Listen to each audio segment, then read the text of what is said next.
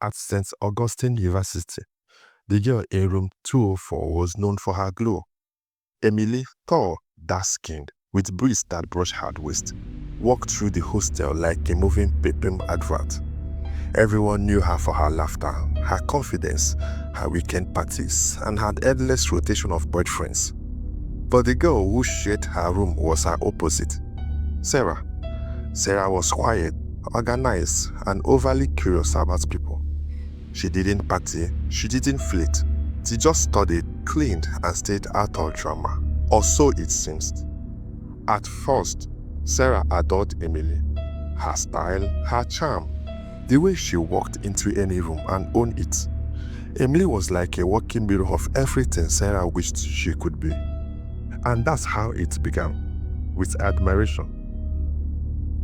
The first time Sara wore Emily's clothes, it was harmless impulse.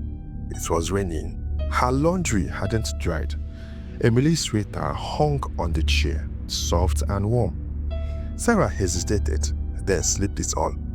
The fabric smelled faintly of vanilla and something expensive. She stood in the front of the mirror and smiled. For the first time, she didn't feel invisible.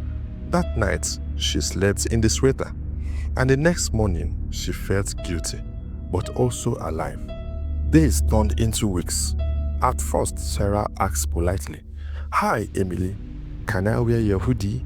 Mine is still wet." Emily would laugh and wave her hand. "Go ahead, girl. Just don't ruin it." But as time passed, Sara stopped asking.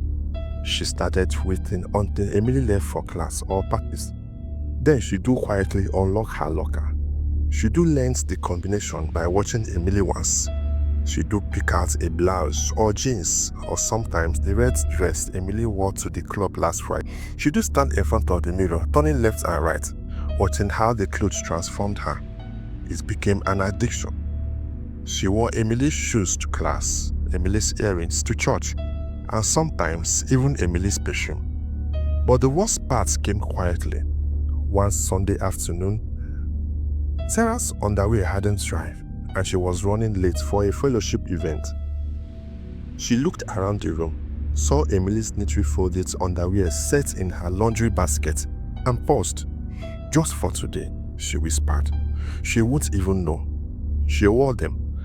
And for a while, it really didn't matter until it did. Emily wasn't the type to notice small details, but one afternoon she did. She opened her locker and frowned. Her favorite green skirt was missing. So was the flowery crop top she plans to wear that night. "Sara, have you seen my green shirt?" Sara looked up from her phone. "Oh, maybe you left it in the laundry." Emily narrowed her eyes. She didn't reply. But later that evening, as she walked to the hostel canteen, she froze.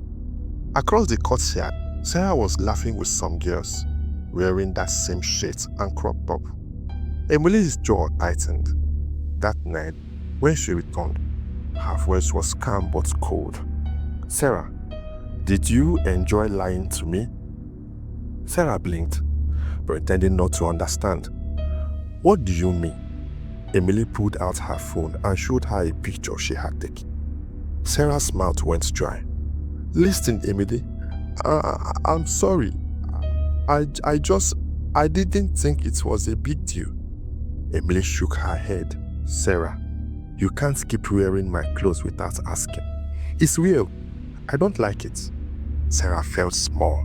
Her throat burned. "Okay, it won't happen again."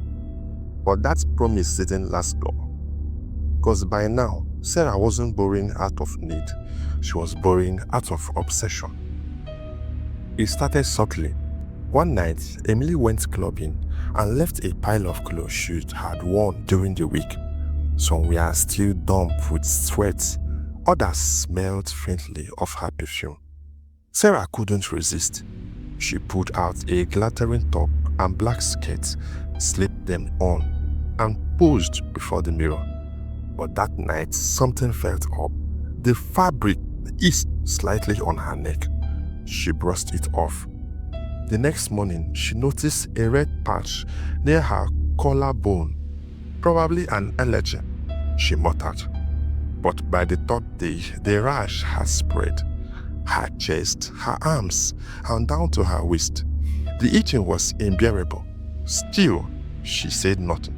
She wore long sleeves to class, scratched discreetly during lectures, and prayed it would fade. But it didn't. It got worse. One night, she woke up sweating, her skin on fire. She checked in the mirror. Angry, red blasters now lined her arms. She panicked. That morning, Emily found her sitting on the floor, crying softly, scratching her skin until it bled. "Sara, what's going on?" Sara looked up, trembling. "I don't know. My skin, it burns. Started after I wore your..." She stopped mid-sentence. Emily's eyes widened. "After you wore what?" Sara hesitated, then broke down.